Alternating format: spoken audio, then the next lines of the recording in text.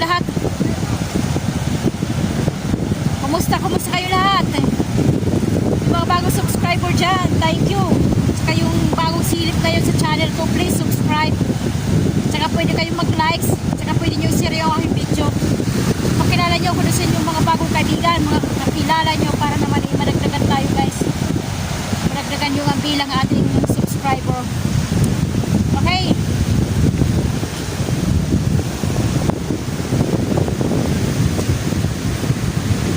Dito tayo guys. Sa aming napakagandang kadagatan. Pacific Ocean guys, doon. Yun nandun guys, Pacific Ocean na yan. Hanggang doon. Basta Pacific Ocean na. Pag pumunta ka doon, Pacific Ocean na yan. Pero dito sa amin sa Samar. Dito sa amin sa Samar, pag humarap ka sa sa kadagatan, automatic ko na Pacific Ocean ang aming haharapin. Kaya yung bagyo, dito talaga karamihan, kadalasan. Diba, yung ng mga low pressure o kaya yung bagyo, sa gitna, nasa Samar, yan dyan, galing sa Pasipiko. Dito laging dumadaan ng bagyo, galing sa Pacific Ocean.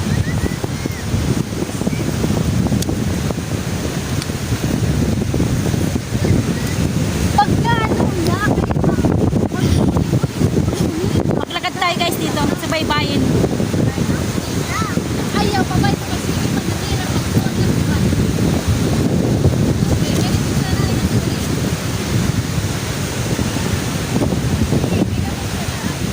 Sarap maglakad.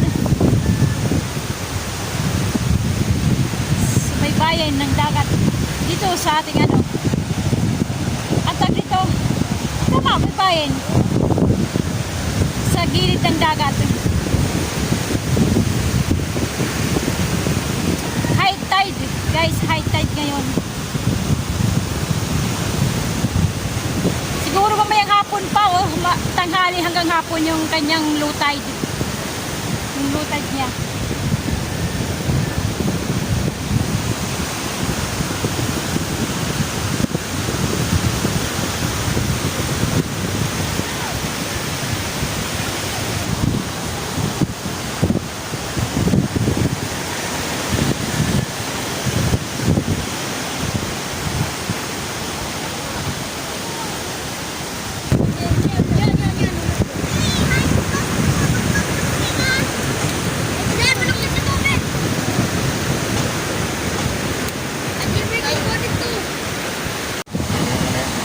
Ang mga pamangking ko. Ayan, naglalaro sila oh.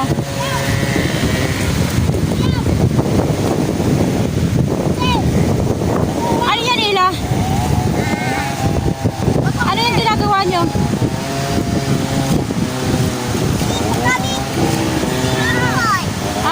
Gumagawa ng swimming pool?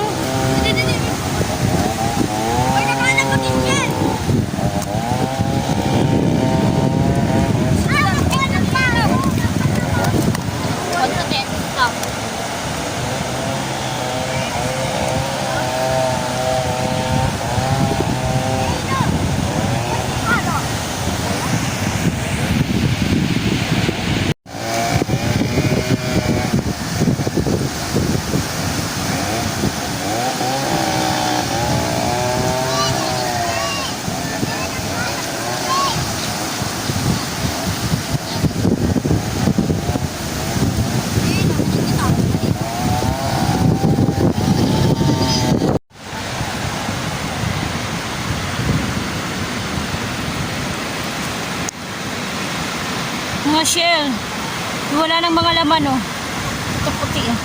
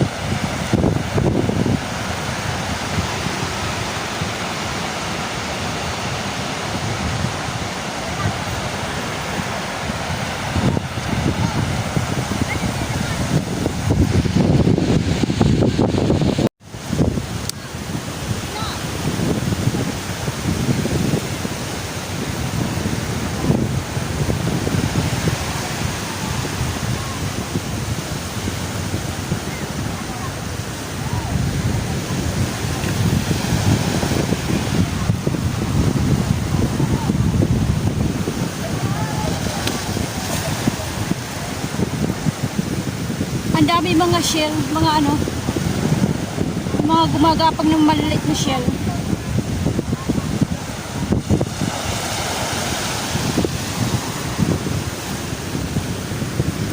Maglakad-lakad tayo guys, baka makakita tayo ng ano, kakaiba dito sa Dalampasigan. Kasi mga inaanod eh. Inaanod kasi high tide. Daming mga inaanod. Mga nakikita ko mga ano, mga yung maliliit na crabs. May pa kasing laki ng kuko. O ano, tawag sa amin yan yung crabs na yun, kukoy. Kukoy ang tawag sa maliliit na crabs meron. Kaya ang bibilis tumakbo eh. Hindi ko agad nabibidyohan eh. Hindi ko nakukunan. Yung nakukunan ko lang yung mga, kasi mababagal yung mga shell eh. Mababagal lumakad yung mga shell, kaya yun ang nakukunan. Pero yung crabs na maliliit, hindi, bilis magtago dun sa kanilang ano, sa kanilang lungga.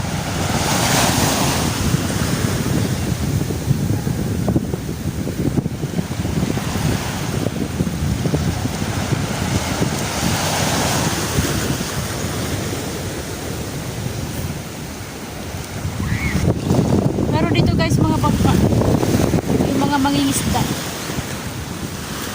Mga mangingisda yan sa kanilang bangka. Tulad yun na doon.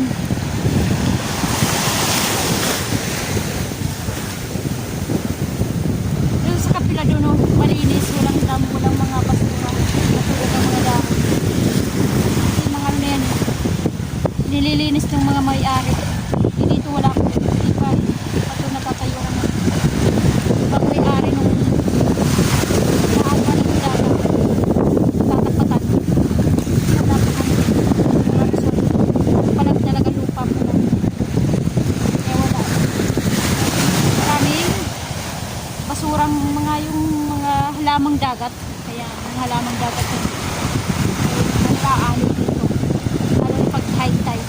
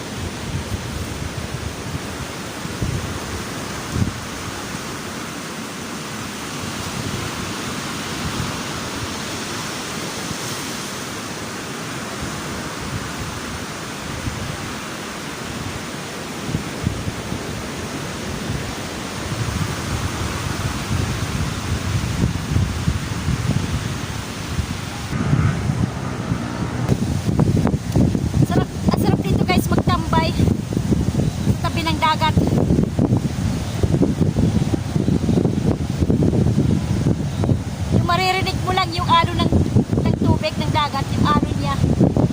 Yun maririnig mo. Sarap ano, ang tawag doon, meditation. Mag-meditation ka dyan. Nasa tabi ka lang ng dagat. Yung walang ingay. Maririnig mo na yung ingay, yung ang alon lang maririnig mo na ingay.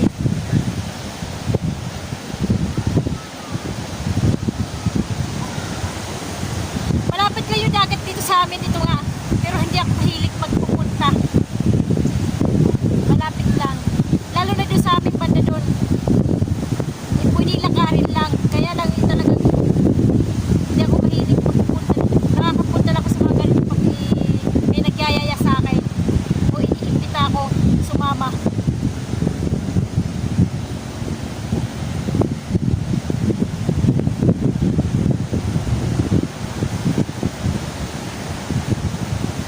Walang mga naliligo guys eh. Pero dito bagong dating yung katabi ng cottage na inarkila nung nag-imbita sa akin. Mayroon doon bagong dating pala.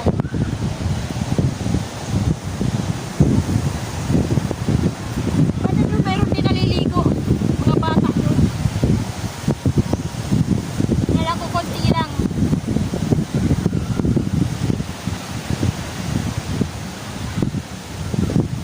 Naliligo lang dito sa mga dagat, sa mga ganito pag may mga okasyon.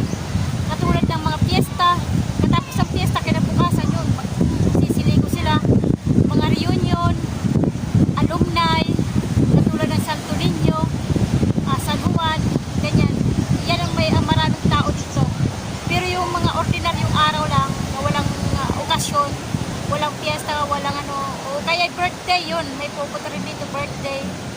Ayan, pero pang ordinaryong araw lang, wala, makunti lang. Isa-isa o dalawa hanggang ganyan na pamilya. Pero sa ngayon, tahimik. Maganda magpa-relax. Yung dagat lang yung nakikita mo.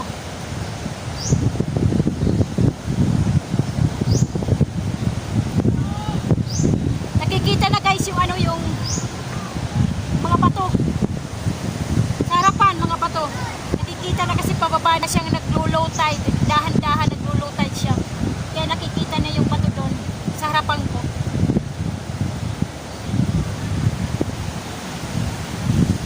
Ayan na guys, oh. Nakikita ko yung bato. Nalitaw na yung bato.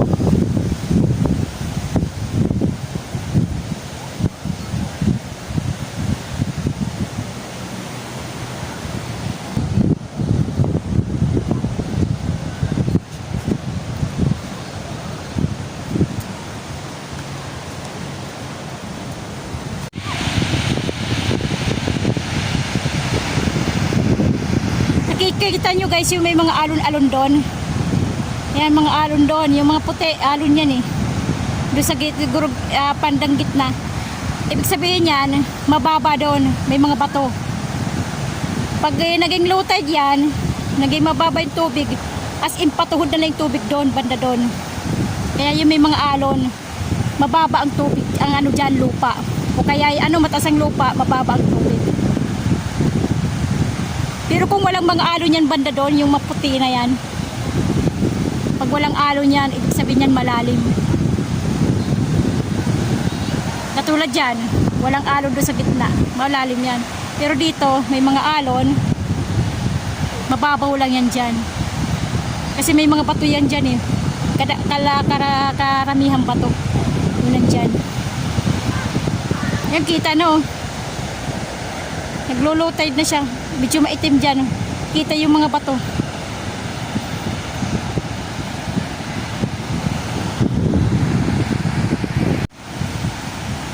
Katulad yung sinabi ko kanina, yung harapan, itong hinaharap ko, Pacific Ocean na yan. Yan. Ano na yan dyan? As in, wala ka na makikitang mga ano doon, mga island. As in Pacific Ocean na yan, kadagatan na. Ang Samar kasi naharap sa Pacific Ocean.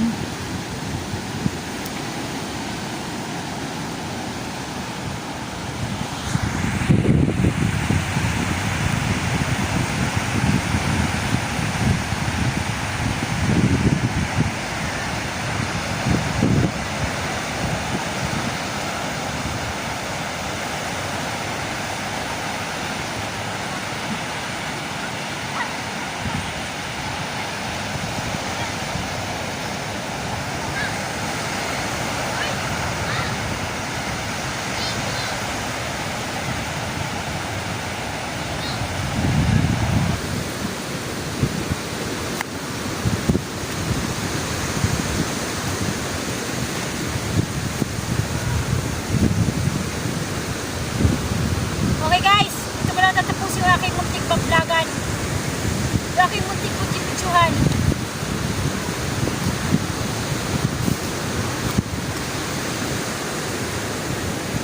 Yung mga bago pa lang dyan na bagong silip sa aking channel, please subscribe muna. O kaya pwede nyo i-share yung aking video. At likes na rin. Okay guys, uuwi na ako. Mauuna ako sa kanila eh. Dito ko na tatapusin. Okay? Kumusta ang buhay nyo? Ito ang aking buhay. Ang buhay ni Waray. God bless sa ating lahat. Bye bye.